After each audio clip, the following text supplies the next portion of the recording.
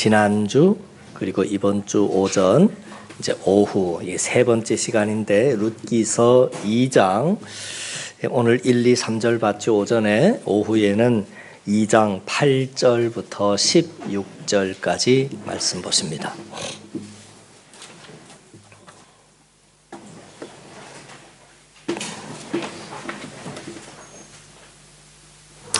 2장 8절부터 16절.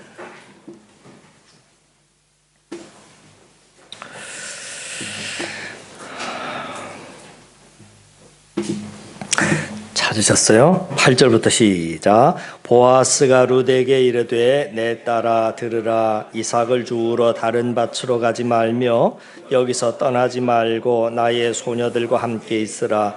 그들이 베는 밭을 보고 그들을 따르라. 내가 그 소년들에게 명령하여 너를 건드리지 말라 하였느니라. 목이 마르거든 그릇에 가서 소년들이 길어온 것을 마실지니라 하는지라. 룻이 엎드려 얼굴을 땅에 대고 절하며 그에게 이르되 나는 이방 여인의 건을 당신이 어찌하여 내게 은혜를 베푸시며 나를 돌보시나이까 하니 보아스가 그에게 대답하여 이르되 내 남편이 죽은 후로 내가 시어머니에게 행한 모든 것과 내 부모와 고국을 떠나 전에 알지 못하던 백성에게로 온 일이 내게 분명히 알려졌느니라. 여호와께서 내게 행한 일이 보답하시기를 원하며 이스라엘 하나님 여호와께서 그의 날개 아래에 보호를 받으러 온 내게 온전한 상 주기를 원하노라 하는지라. 룻이 이르되 내 주여 내가 당신께 은혜 입기를 원하나이다. 나는 당신의 하녀 중에 하나와도 같지 못하오나 당신이 이 하녀를 위로하시고 마음을 기쁘게 하는 말씀을 하셨나이다 하니라. 식사할 때에 보아스가 룻에게 이르되 이리로 와서 떡을 먹으며 내 떡 조각을 초에 찍으라 하므로 룻이 곡식 빼는 자 곁에 앉으니 그가 볶은 곡식을 주매 룻이 배불리 먹고 남았더라. 룻이 이삭을 주우러 일어날 때에 보아스가 자기 소년에게 명령하여 이르되 그에게 곡식 단 사이에서 줍게 하고 책망하지 말며 또 그를 위하여 곡식 다발에서 그에게 줍게 하고 꾸짖지 말라 하니라. 아멘. 제가 한사랑 교회에 와서 말씀을 전하는 가운데 설교의 스타일이 한 두어 번 바뀐 적이 있었죠. 두어 번 바뀌었는데 최근에 다시 바뀌기 시작합니다. 바뀌는 거는 전데 들으시는 분들이 잘 우리 목사님이 요즘 설교가 이렇게 흘러가는구나 하는 것을 좀 아시고 들으시면 좀 쉽겠지요. 어떻게 변해갈 것이냐면 일단은 성경 본문에 나오는 예를 들어서 어떤 주인공이 있으면 그 주인공의 심정이 어땠을까? 주인공뿐만이 아니라 그 주위에 있는 어떤 인물들의 심령 상태가 어떨까? 그의 마음은 어땠을까 하는 것에 조금 더 집중을 해나갈 것이고요. 그리고 결론 부분에 가서 그 결론을 될 수 있으면 좀 말씀을 정리할 때 너무 세세하게 정리하지 않고 여러분들이 스스로 오늘 말씀을 듣고 그랬겠다, 그렇구나 하고 스스로 좀 정리를 해나가고 그러면 좋겠다. 그러려면 이제 조금 좀 결론 부분에 있어서 제가 다 정리해드리지 않고 여러분 스스로 정리할 수 있도록 그렇게 말씀이 흘러가게 될 것 같습니다. 그렇게 아시고 설교를 좀 들어주시면 좀 쉽겠다 싶습니다. 자, 오늘 우리가 룻기를 볼 때 놓치지 않아야 할 관점이 하나 있습니다. 그 관점이 뭐냐면 룻기는 모형론을 따라서 봐야 한다 하는 겁니다. 모형론이라고 하는 게 뭐냐면 보아스, 그러면 보아스가 상징하는 바가 있습니다. 누구를 상징하느냐면 예수 그리스도를 상징합니다. 그리고 룻은 교회의 모형입니다. 룻은 교회다. 보아스는 예수님이다. 그러면 아시다시피 룻은 하나님의 자비를 청할 수 없는 이방 여인이고 또 당장 먹고 살 것이 없는 굉장히 가난한 과부입니다. 이것이 바로 스스로 구원을 얻을 수 없는 연약한 성도의 모습입니다. 자, 우리가 모형론의 관점에서 해석할 수밖에 없는 증거들이 룻기 안에 참 많은 것을 보게 됩니다. 그 첫 번째 증거가 뭐냐면 보아스와 룻의 만남에 있어서 보아스가 룻에게 먼저 접근을 해서 말을 걸어왔다 하는 겁니다. 룻이 먼저 접근을 한 것이 아니고 보아스가 먼저 룻에게 와서 말을 걸어옵니다. 오늘 8절 말씀을 보시면 보아스와 룻이 처음으로 만나서 대화를 나누는 장면에 보시죠. 8절 보아스가 시작. 보아스가 룻에게 이르되 내 딸아 들으라. 이삭을 주우러 다른 밭으로 가지 말며 여기서 떠나지 말고 나의 소녀들과 함께 있으라. 지금 보아스가 룻에게 먼저 접근을 해서 말을 걸었습니다. 그러면 여러분 생각해 보십시오. 사실 지금 아쉬운 쪽은 누가 아쉬운 쪽이냐면 룻이 아쉬운 쪽입니다. 룻이 보아스의 밭에 이삭을 주우러 왔기 때문에 사실은 룻이 먼저 보아스를 찾아가서 은혜를 베풀어 줄 것을 구해야 맞는 건데 오늘 본문 말씀을 이렇게 보면 보아스가 먼저 룻을 찾아가서 말을 건네고 은혜를 베풉니다. 은혜를 베풀어 달라고 얘기도 하지도 않았는데 보아스가 먼저 찾아가고 말을 걸고 은혜를 베풀고 이런 내용. 그리고 룻에게 먹을 것을 주고 또 필요를 채워주고 또 보호해 줄 것을 약속합니다. 우리는 이 보아스의 이런 이해가 안 되는 모습 속에서 하나님의 모습을 엿볼 수 있는 겁니다. 왜냐하면 우리와 하나님의 만남 역시도 하나님이 우리를 먼저 찾아오셨기 때문에 그렇습니다. 내가 하나님을 알기 전에 하나님이 나를 먼저 아셨고 내가 하나님을 찾기 전에 하나님이 우리를 먼저 찾아오셨습니다. 이것이 바로 하나님의 가장 큰 은혜인 것입니다. 그러므로 여러분 지구상에 있는 모든 종교의 공통점이 뭐냐면 전부 사람이 신을 먼저 찾아간다는 거지요. 신이 먼저 사람을 찾아오지 않습니다. 그러나 우리가 믿는 하나님만 저와 여러분들을 먼저 찾아오셨다라고 하는 것을 믿으시기를 바랍니다.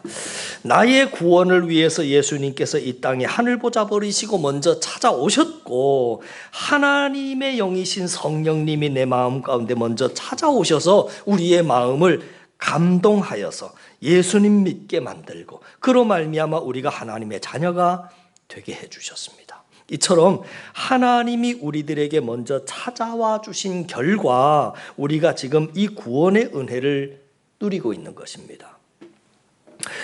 우리 주님께서는 우리의 구원만을 위해서 먼저 찾아오신 것이 아니라 내가 지쳐 쓰러졌을 때도 삶의 여러 가지 위기 앞에서도 내가 시험 들었을 때에도 항상 말씀과 성령의 감동으로 우리를 먼저 찾아오시는 그런 주님이신 것을 여러분 믿으실 수 있기를 바랍니다.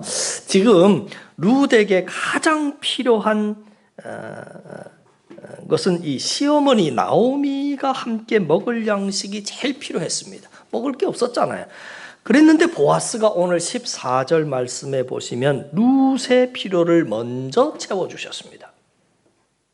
그리고 룻이 그 은혜를 힘입어서 배부르게 먹고 난 이후에 다시 일어나서 보리 이삭을 줍는 것을 또 시작합니다. 그러자 보아스가 그 모습을 보면서 자기의 종들에게 지시를 내리는데 참 특별한 지시를 내리지요.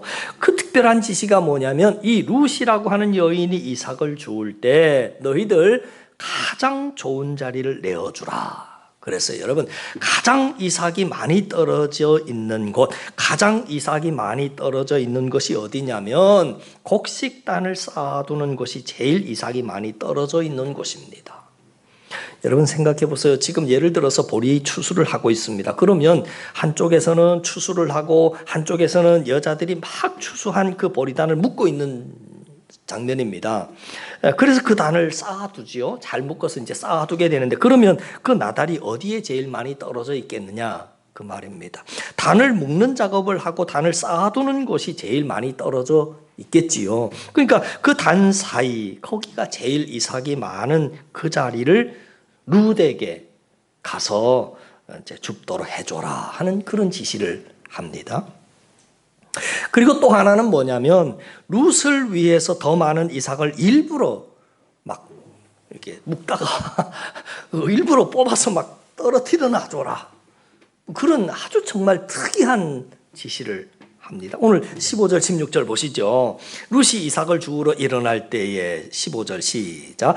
룻이 이삭을 주우러 일어날 때에 보아스가 자기 소년들에게 명령하여 이르되 그에게 곡식단 사이에서 줍게 하고 책망하지 말며 또 이를 위하여 곡식단 밭에서 조금씩 뽑아버려서 그에게 줍게 하고 꾸짖지 말라 하니라. 여기 보니까 16절은 일부러 뽑아가지고 이제 룻이 막 줍도록 일부러 뽑아서 버리라 하는 겁니다.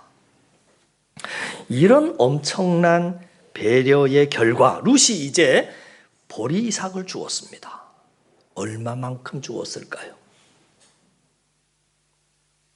얼마만큼 주었는가 보시죠. 17절 룻이 시작. 룻이 밭에서 저녁까지 줍고 그 주운 것을 떠니 한 에바쯤 되는지라, 이렇게 나와요. 여러분, 한 에바는 2말 정도 되는 양입니다.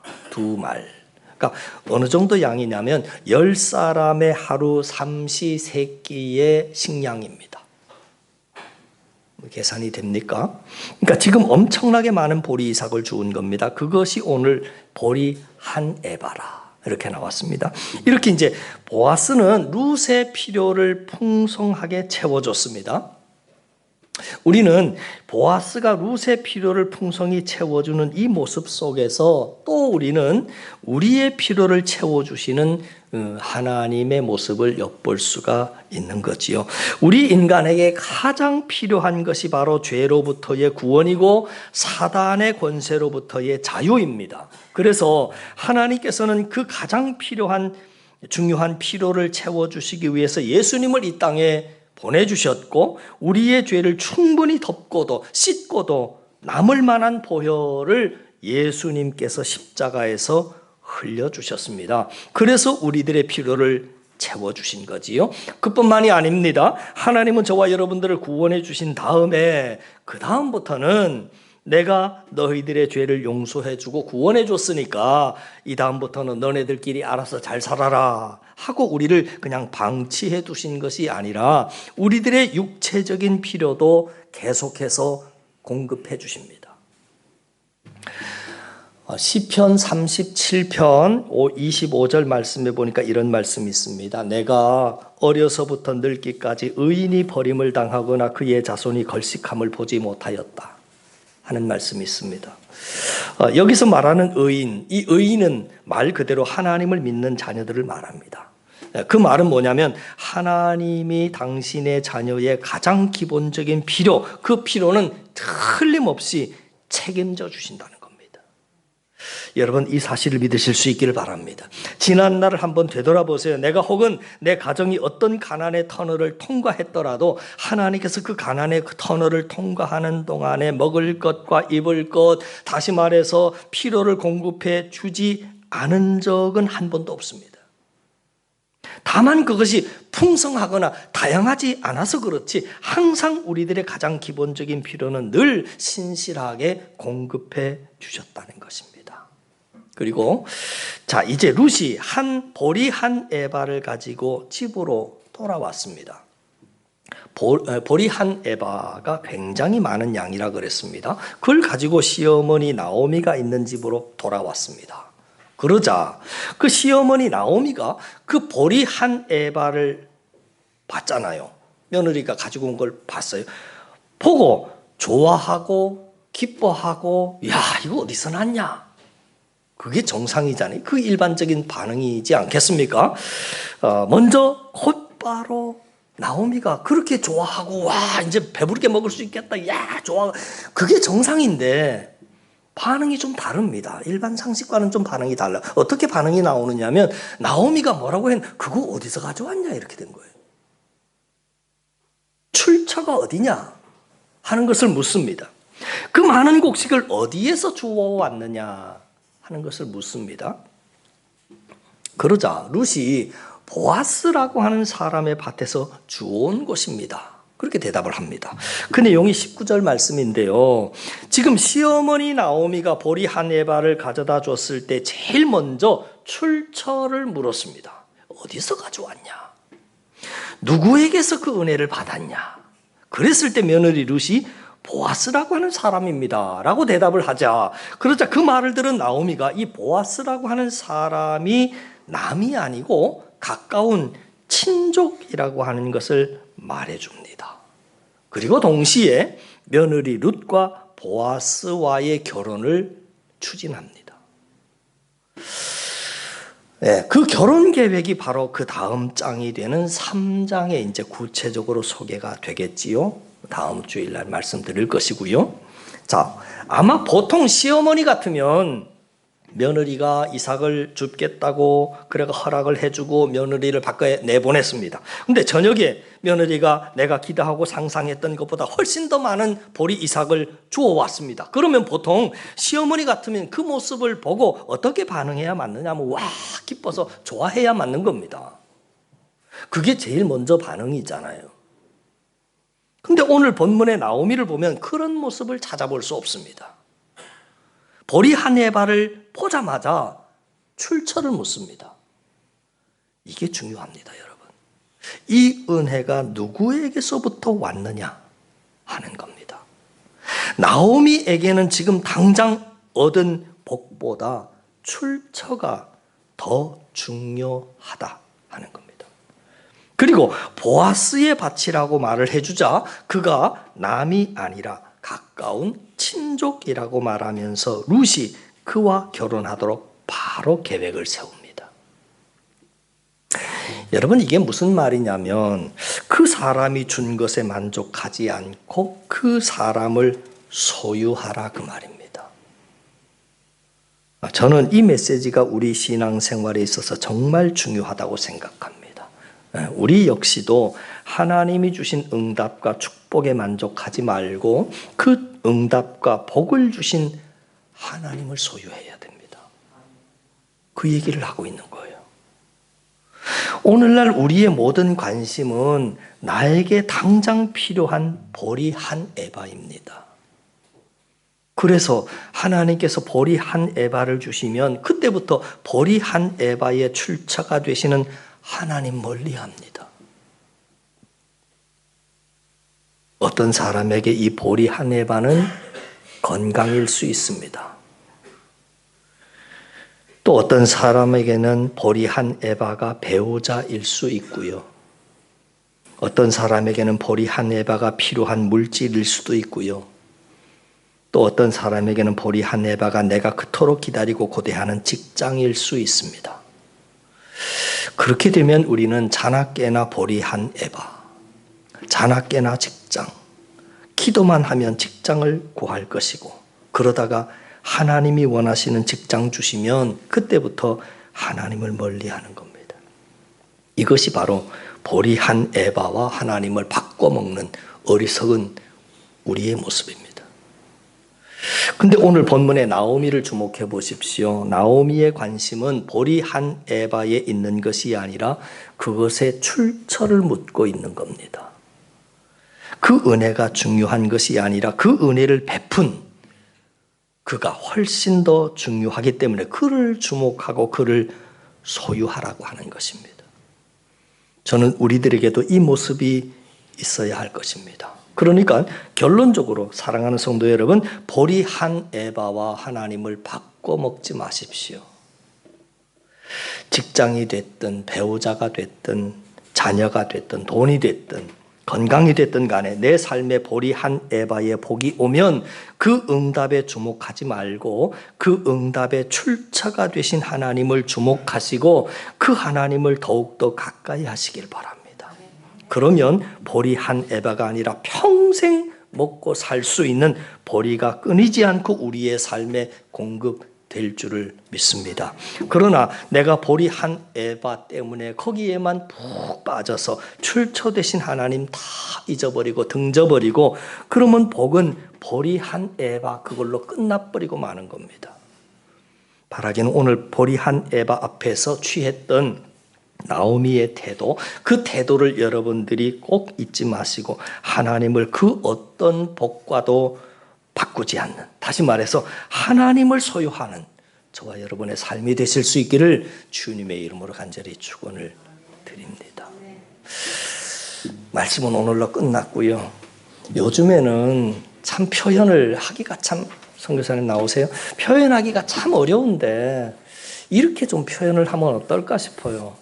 그냥 저희 집 사람하고 둘이만 표현을 하는 이런 말이 있습니다. 마치 제가 요즘에 여러분들이 기도 많이 해주시는가 봐요. 기도 많이 해주시는 것 같아서 어떤 느낌이 있느냐면 하나님 앞에 우리는 양이잖아요. 여러분도 양, 저도 양. 제가 어떻게 목자이겠습니까? 여러분도 양이고 저도 양인데 굳이 비교하자면 어미 양, 어린 양 이렇게 비교한다면 저보고 어미 양 이런다면 어미 양이 하나님이 주신 푸른 풀